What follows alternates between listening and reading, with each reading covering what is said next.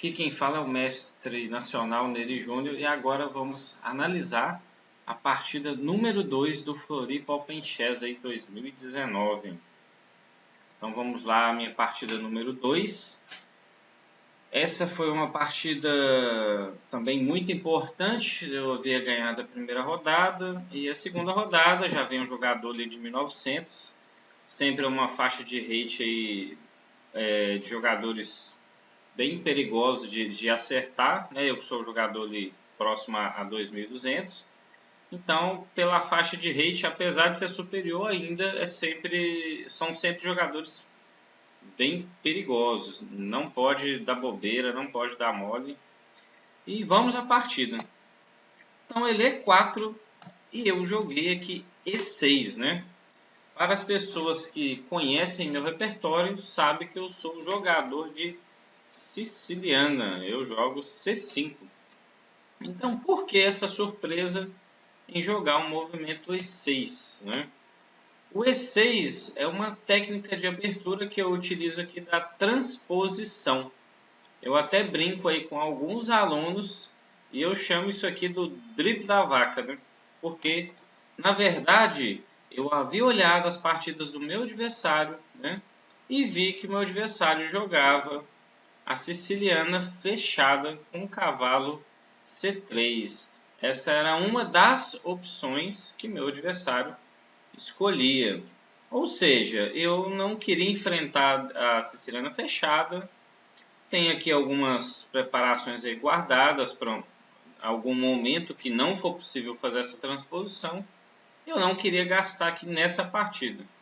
E geralmente esse E6 vem muito bem a calhar. Ele faz geralmente o adversário que joga siciliana fechada jogar o lance D4, que é um lance que o jogador de siciliana fechada não joga. Agora eu jogo C5 e eu estou numa siciliana aberta. Para ficar mais claro aqui o que eu estou dizendo, siciliana, pessoal, aberta, a siciliana aberta geralmente é quando o jogador das brancas joga o movimento D4, a ruptura D4. Isso que nós chamamos de siciliana aberta. A siciliana fechada é quando o jogador das brancas ele não vai jogar o movimento D4. Ele vai naturalmente fazer o desenvolvimento de peças de várias formas e ele pode jogar, exemplo, F4 e criar rapidamente um ataque na ala do meu rei, né? Então, a siciliana fechada, uma abertura mais sólida, mais tranquila, evitando aí as principais linhas teóricas. É uma opção muito interessante para o branco também. E essa ideia de jogar o E6 primeiro é uma ideia de induzir, né? Uma ideia de induzir meu adversário a jogar um movimento D4. Na partida, meu adversário jogou D4 e eu joguei C5. E agora, nesse momento, nós acabamos de cair numa siciliana aberta. Então, essa primeira fase, esse primeiro micro conflito aqui da minha partida, eu tive sucesso com o objetivo de desviar a variante fechada do meu adversário. Não sei aí qual era a ideia dele. Ele é um jogador que jogava tanto fechada quanto aberta. Isso geralmente não é muito comum. Quem joga siciliana fechada, joga siciliana fechada, joga somente fechada, ele não joga aberta. E aqui o meu adversário jogava as duas. Tem várias partidas de aberta e várias partidas de fechada. Então eu preferi desviar 100% ali da fechada, né, com uma ideia em si, e jogar aberto.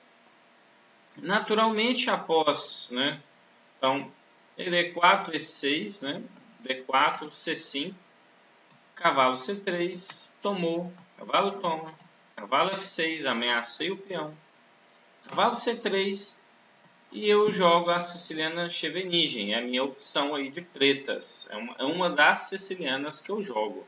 No próprio torneio eu joguei outra siciliana aí, né? E aí meu adversário veio com G4, naturalmente na base que eu olhei, eu não lembro de ter nenhuma partida dele jogando G4. E aí, naturalmente, eu sei que isso aqui também pode ser um estudo aí, uma preparação caseira. Geralmente, quando eu falo aí da linha crítica, né, a linha chata, eu falei isso aí em outro vídeo, geralmente essa é a linha crítica, a linha chata da minha siciliana Scheveningen. Então, eu já estou acostumado a enfrentar esse tipo de posição, naturalmente vem sendo a escolha preferida aí dos meus adversários contra a minha siciliana Scheveningen. Então joguei tranquilamente H6 com o intuito de frear o rápido avanço branco. H4, cavalo C6 desenvolvendo uma peça. Torre G1. E aí eu jogo aqui um curioso H5. Esse H5 eu vou considerar ele aqui interessante. Aqui é um momento de raciocínio aqui, né? E uma questão psicológica. Eu conheço algumas continuações aqui das pretas e eu vi recentemente numa própria aberta do Brasil Terra Viva uma partida bem interessante entre o outro mestre nacional, Leandro Campelo, né, e o Joaquim de Deus, né, famoso Joca. Eu vi uma partida entre os dois e achei muito interessante esse H5 do Joaquim de Deus, né. Era um lance que eu não conhecia nessa posição, apesar de eu conhecer várias continuações aqui diferentes, tem muitas continuações legais aqui por preto, eu não conhecia esse H5, achei muito curiosa a partida, dei uma pesquisada, testei essa linha um pouco e falei, vamos à prática, né? Então eu apliquei essa linha e aqui acredito que eu surpreendi meu adversário. O curioso aqui é que quando o branco toma, apesar dele ganhar esse peão, são peões fracos, né? Peões dobrados e isolados. Então, naturalmente, mesmo que esse seja temporariamente um peão a mais aí para o branco, pois eu não vou retomar esse peão, esse peão a mais não me assusta, porque eu sei que no eventual final esses peões são fraquezas e o final pode ser vantajoso ao preto, né? Aqui eu joguei um dama A5, é um curioso dama A5. A ideia do dama A5 é dar uma atividade rápida para a dama, né? Eu estou desenvolvendo as minhas peças de preto. Quando o branco utiliza sistemas agressivos, pessoal, como o G4, eu não posso ficar perdendo muito tempo, eu preciso tirar minhas peças rapidamente. Então, dama A5 otimizando o desenvolvimento, existe uma cravada grande e eu estou ameaçando cavalo por E4. Nesse momento, eu acredito que o meu adversário fez um excelente movimento e aqui surpreendeu, porque eu havia feito algumas análises nessa posição e ele me jogou um lance que simplesmente furou da minha análise. Ele jogou um interessantíssimo torre G5. Eu não tinha observado esse lance da análise. Vou ligar o engine aqui para a gente dar uma olhada também. Gosto muito do engine fechado, né? Apesar desse ser um dos principais lances aqui do engine, eu tinha analisado outras opções, no sentido assim, de filtrado algumas partidas, observado lances humanos mesmo, né? Mas me furou, eu não sei porquê, acabei falhando aqui. Foi esse torre G5. E agora eu realmente estou totalmente no escuro. Eu estou encontrando os lances e quebrou minha teoria. Então, apesar do engine dar uma vantagem já interessante para o branco, isso é típico, né, de uma posição que eu possuo um peão a menos.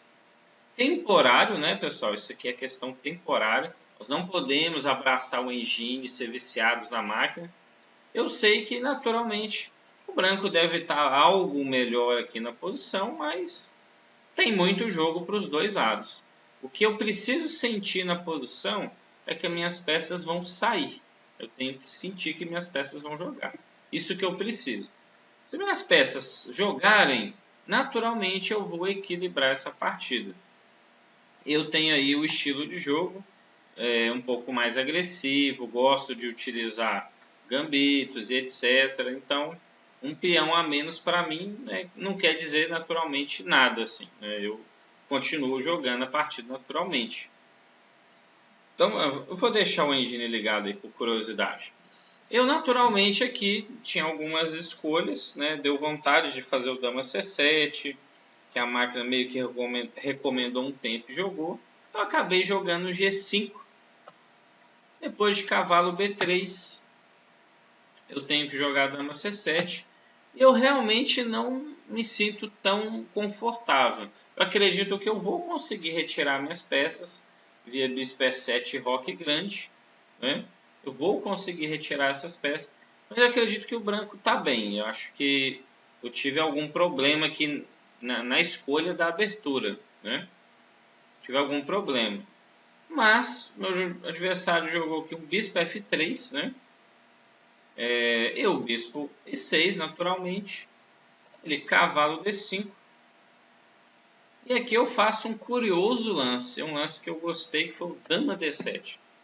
O movimento dama D7 é uma interessante jogada, porque eu possibilito o branco de dobrar o meu peão, caso ele quiser, mas eu vou simplesmente ganhar uma atividade de peça maior. Ele vai trocar uma peça dele, né? Opa, peraí, abri aqui sem querer. Ele vai trocar uma peça dele, acho que sem tantos benefícios. Ele troca no sentido, a hora que ele joga esse, eu jogo dama D7 pro lance natural, né? Sem debilitar, sem tomar a peça, né? O pessoal, quando vê trocas, vê proposta de troca, é muito de tomar a peça no desespero. Uma coisa muito interessante observar no meu dama D7 é que eu ainda não joguei A6, né? E eu não tenho, eventualmente, aqueles buracos na posição. Inclusive, eu poderia levar um duplo de cavalo se eu já tivesse jogado o movimento A6, né? Então, eu não joguei A6 ainda. Ele acabou tomando. Eu tomei. Ele joga torre G1, porque a torre está ameaçada, né? Essa torre está ameaçada. E eu roque grande. Nesse momento, eu sinto que eu cumpri meu objetivo da abertura. Eu não sinto que eu esteja mal, né? O peão a menos, como eu falei, é questão temporária. À medida que nós entrarmos no meio do jogo, como está encaminhando, eu devo naturalmente recuperar esse peão. Então, eu tenho plena consciência disso. Meu adversário joga dama F3, inclusive me oferecendo empate, né? Eu prontamente recusei, né? E joguei um dama C7. Mas vamos, por curiosidade, olhar como a máquina encara essa posição. A máquina já está dando igualdade, né? Está completamente igual aqui. Vamos ver antes do dama F3. Ela ainda dá aquela algo a mais para o branco. Recomenda lá. O dama F3 está na linha das recomendações também. Simplesmente, pelo que eu estou avaliando, segundo a máquina, ela não recomenda fazer cavalo toma F6. Quando eu jogo dama D7, está recomendando tirar a dama e fazer pressão, obrigando o preto a capturar ou resolver esse problema do cavalo. Realmente, cavalo toma F6 foi benéfico ao preto. Só que isso aqui, pessoal, por que eu estou mostrando isso? Porque a gente não pode ser escravo de máquina. Há um nível de análise humano, é muito provável que o adversário realmente tome. É muito provável. Porque parece que criou uma debilidade, algum problema, né? Então, são lances naturais, né, que seriam feitos na partida mesmo. Ataque à torre, ele recuou, grande roque. Ele joga dama F3 e eu faço um sacrifício, né? Eu jogo dama D7, entregando um segundo peão. Totalmente consciente. Primeiramente, eu perdi um peão. Aqui eu tenho 2 peões dobrados, né? Então, se eu recuperar um peão, eu recupero aquele peão a menos que eu tinha. Se ele capturar esse peão meu que é dobrado, isso é um peão dobrado, eu vou mais tarde também capturar o outro. Então, o meu material vai igualar. Vejamos uma sequência. Após o dama C7, ele jogou C3. Eu vou explicar o porquê agora. Mas ele tomou, né? Suponhamos que ele capture. Eu vou jogar simplesmente o movimento bispo E7, atacando a dama. A dama prontamente recuaria, né, para alguma casa. E eu teria um contra-ataque em cima do rei com o cavalo B4. Então, o meu sacrifício do peão de F6, eu não me preocupo porque naturalmente eu vou capturar esses peões e eu aproveitei o rei do meu adversário exposto. Né? Vou aproveitar o rei do meu adversário que ainda não rocou, que ainda não está defendido. Tanto que o meu adversário joga após o dama C7, ele joga o movimento C3. Realmente com ideias de prevenção do lance cavalo B4. Né? Então é uma ideia preventiva.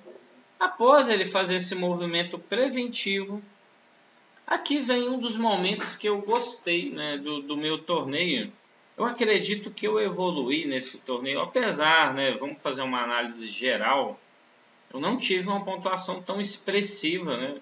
O próprio Floripa de 2018, 7 pontos de 10 possíveis, e o 2019 eu fiz 6,5, tecnicamente fiz uma pontuação abaixo.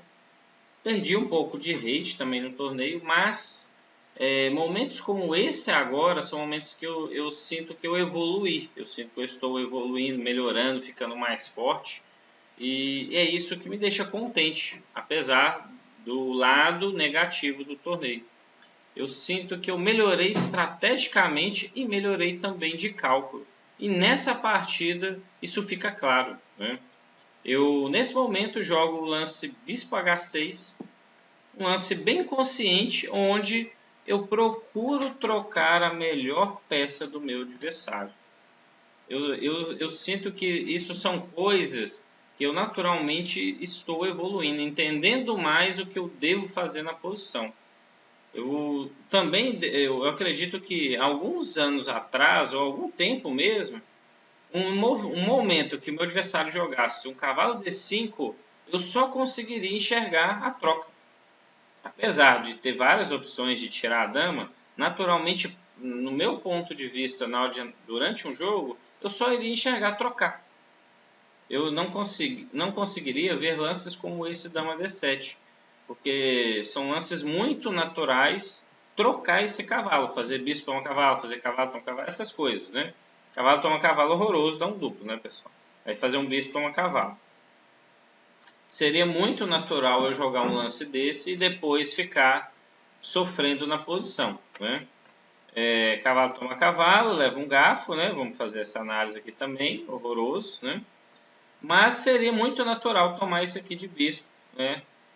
Até um certo ponto. Então, esse tipo de lance de dama D7, psicologicamente de não desesperar, observar o que está acontecendo, isso são evoluções, né? E isso que me deixou muito contente nesse torneio. Eu venho sentindo que o meu jogo está melhorando, né? Então, continuando, e nesse momento eu jogo um bispo H6. E, na verdade, essa troca foi muito interessante, porque eu estou trocando simplesmente a melhor peça branca do tabuleiro. O cavalo não joga tão bem, o bispo não está jogando tanto, a torre tem um papel aqui legal e essa torre está fora de jogo. A dama está fazendo uma pressão aí jogando, mas esse bispo joga nas duas alas. Então eu estou trocando uma peça minha que não está jogando por uma peça do adversário muito poderosa.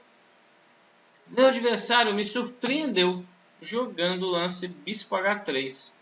E logo em seguida, após acertar o movimento bispo H6, que eu considerei um bom movimento, eu aqui acabo jogando bispo toma bispo, seguindo o meu raciocínio.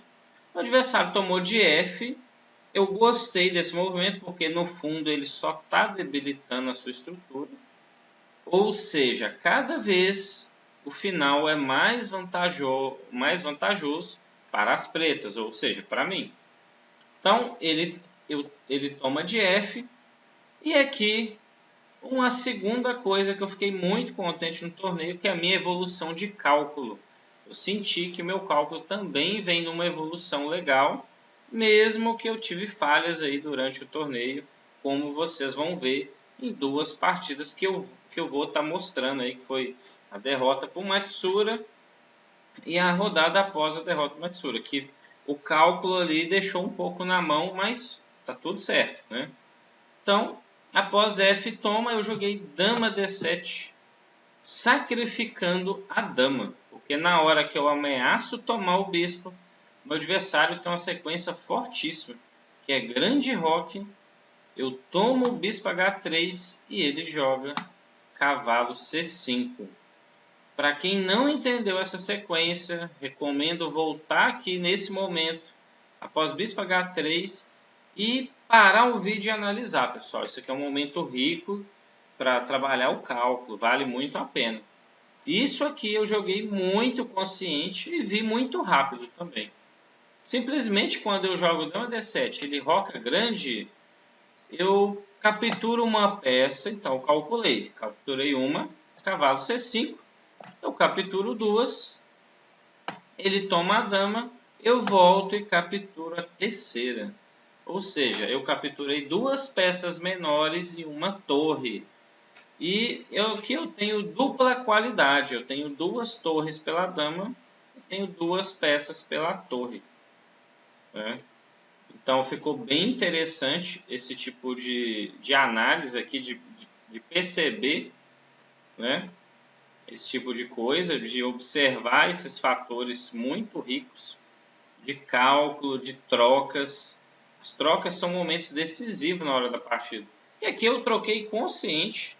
Eu sei que eu adquiri uma vantagem material, né?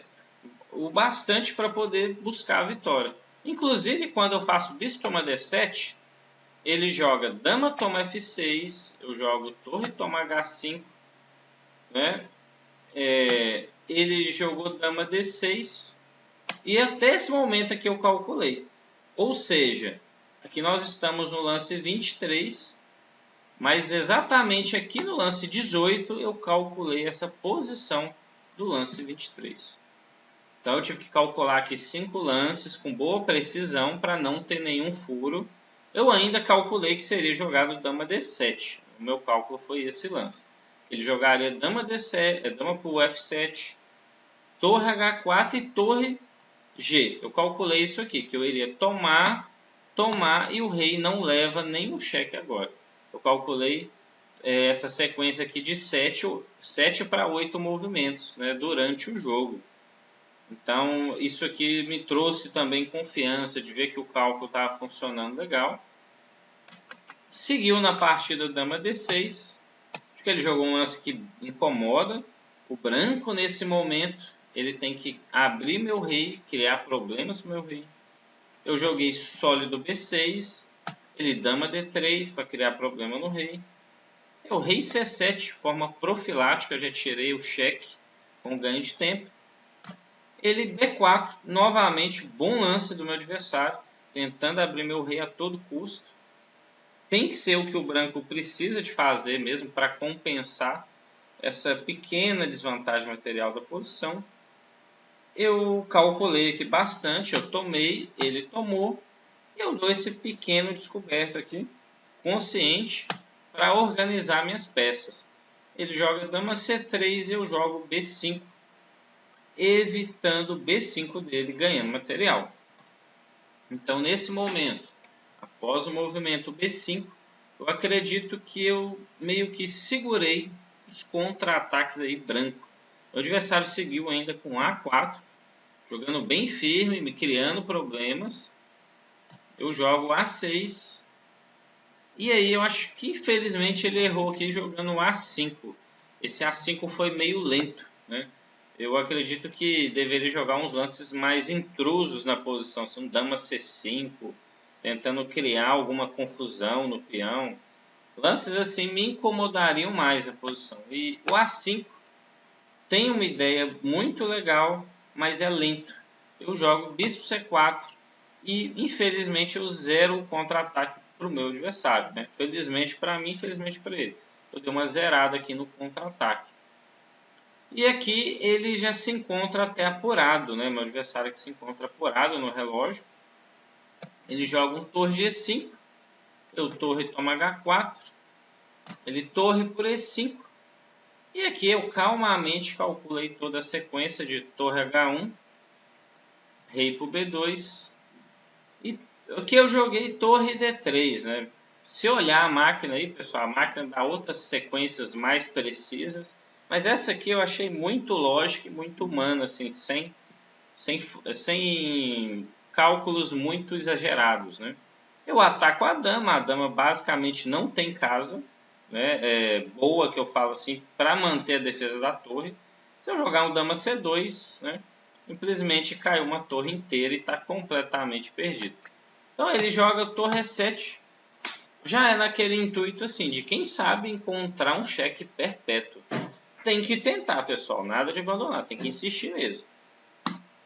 Eu tomo em E7, ele joga dama E5, eu rei D7, e realmente acabaram os cheques bons aqui, ó. Não tem nenhum cheque com a dama. Ele jogou dama C5, eu joguei torre H2, rei C1, né? No PGN lá do Chazezut se encontra errado. Fala que eu joguei bispo B3, mas eu não joguei bispo B3, eu joguei torre C3 cheque. Eu mantive uma sequência completamente forçada com cheque. Não corram o risco de jogar um movimento com bispo B3, pessoal. Apesar de ser um movimento ganhador também, o preto vai ganhar a partida. Eu evito de dar chances para o meu adversário de me contra-atacar. No meio dessa brincadeira eu posso levar um cheque perpétuo, né? E aí pode me causar derrota, né? Me causar um empate, ou até mesmo posso perder. Posso levar às vezes um cheque intermediário e perder uma torre. É muito perigoso dar esse tipo de chance para o adversário. Então eu não joguei isso aí no PGN. Se alguém viu a partida lá e achou, joguei torre C3, ele jogou rei B1, joguei bispo cheque, jogou rei A1 e seguiu com mate. Então essa partida foi uma partida muito interessante. Eu particularmente gostei muito, sentei muito firme, joguei muito sério a partida. Essa partida aqui eu atingi no live 2.200 e alguma coisa de rate, né? Naturalmente depois caiu, mas eu atingi.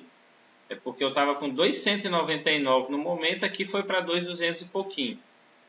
Então joguei bem duro, né, com esse objetivo. Sabia que o meu adversário também é um jogador bem duro. Jogou muito sério lá, achou bons lances de branco. Né? Então, felizmente, ganhei a partida. Foi uma partida muito rica, do ponto de vista aí estratégico. Teve esses dribles aí da abertura também, eu achei bem interessante. Né? Então, até a próxima partida.